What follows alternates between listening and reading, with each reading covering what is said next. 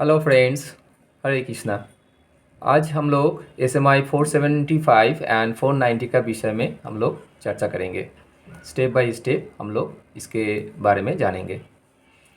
हम next slide में चले जाते हैं। हिस्ट्री इन शॉर्ट, इसके बारे में जानेंगे कि क्यों ये हम लोग ये मॉडिफिकेशन हम लोग करेंगे अपना 3 फेज़ इलेक्ट्रिक लोकोमोटिव में।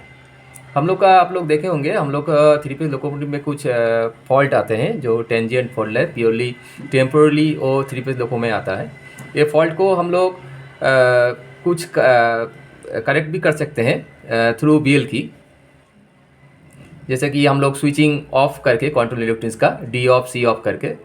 लेकिन इसमें क्या होता है, जो आपका BP ड्रॉप हो जाता है, पूरा ट्रेन का BP जो ड्रॉप हो जाता है, जिस कारण से हम लोग का ट्रेन का पंक्चुअलिटी लॉस होता है। और कुछ कुछ केस में देखा गया है कि फ्रेड ऑपरेशन में इसका स्टॉलिंग केस भी इसमें मिला है। नेक्स्ट स्लाइड में हम लोग चला जाते हैं। इसका ऑब्जेक्ट क्या है, जे हम लोग रिसेटिंग करेंगे control electronics without drop in BP through brake electronics and as well as no power off in speedometer.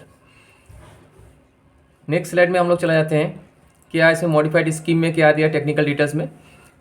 इसमें हम लोग का जो मॉडिफिकेशन हम लोग अब बताने जा रहे हैं, ये ओनली फॉर WAG9 के लिए है। हम लोग क्या क्या लगेगा, 1 reset delay and 1 push button लगेगा इसके लिए, जो कि हम लोग SB1 पैनल में प्रोवाइड करेंगे।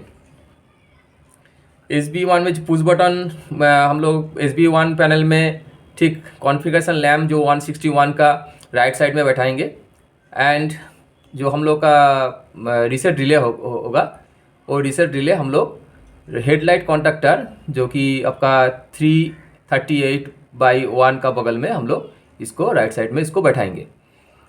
और ये मॉडिफाइड अरेंजमेंट जो है, ये जनरली हम लोग रीसेट करेंगे 218 को कॉन्टैक्टर ऑफ कंट्रोल इलेक्ट्रॉनिक्स को, लेकिन इसमें ब्रेक इलेक्ट्रॉनिक्स आपका रीसेट नहीं होगा।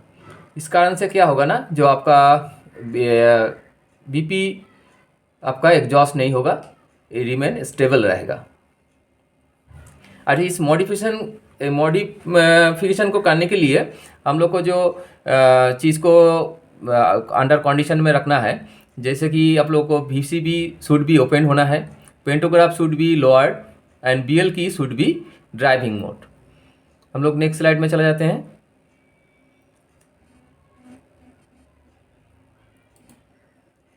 ये देखिए, आप लोग देख पा रहे हैं जो कि आपका जो मॉडिफिकेशन होगा, इस तरह से मॉडिफिकेशन आपका होगा। जो 269 का जो लोकोवायर है उसको हम लोग रीसेट बटन में, इसको SB1 पहले में जो रीसेट बटन में हम लोग घुसाएंगे, उसका आउटपुट जो है 14 नंबर, वहाँ से हम लोग इसको तार नंबर को 2069A करके उसको फिर पेंटो कॉन्टैक्टर का जो 130.1 पेंटो कॉन्टैक्टर का 21 नंबर पॉइंट में डाल के NC कॉन्टैक्ट में डाल के इससे हम लोग निकालेंगे 2069B। 69B को फिर से घुसाएंगे 21 में, जो कि आपका 136.4 VCB कॉन्टैक्टर है, उससे निकाल के 2069C बन के ये चला जाएगा रीसेट रिले के कॉन्टैक्टर में चला जाएगा। और ये रीसेट रिले का कॉन्टैक्टर का जो NC कॉन्टैक्ट होगा, उसी NC कॉन्टैक्ट से 2513 का जो तार है, जो कि आपका 218C कंट्रोल इलेक्ट्रॉनिक्स का जो कॉन्टैक्टर का जो मेन सप्लाई है, पॉजिटिव सप्लाई है आपका कॉइल को एनर्जाइज करने के लिए, उसको हम लोग उसी NC कॉन्टैक्ट्स का रीसेट रिले का NC कॉन्टैक्ट से होते हुए 2513A करके हम लोग इसको डालेंगे। इस तरह से हम लोग को डायग्राम का मॉडिफिकेशन कंप्लीट हो जाएगा।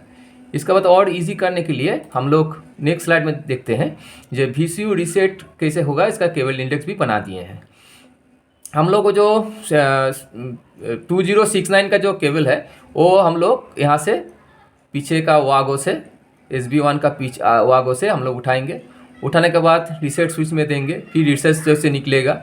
निकलने के बाद फिर ये 2069A बनेगा, फिर ये चला जाएगा आपका SB2 पैनल में। SB2 पैनल में जाते हुए फिर आपका पेंटो कॉन्टैक्टर, फिर पेंटो कॉन्टैक्टर से निकलते हुए फिर आपका चला आएगा SB2 का पीछे वागो में, फिर वागो से होते हुए ये आ जाएगा मेरा VCB कॉन्टैक्टर में, VCD कॉन्टैक्ट से होते हुए रीसेट रिले में आ जाता है। फिर नेगेटिव हम लोग पीछे वागो से 2050 नेगेटिव दे देंगे।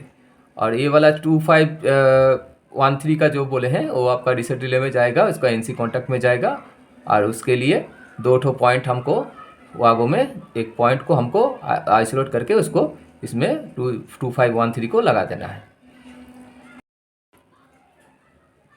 इसके लिए जो मटेरियल रिक्वायर्ड होगा आप बताने जा रहे हैं। 1 number reset relay auxiliary contactor type CA3DN22FW, जो कि हम लोग SB1 पैनल में बैठाएंगे।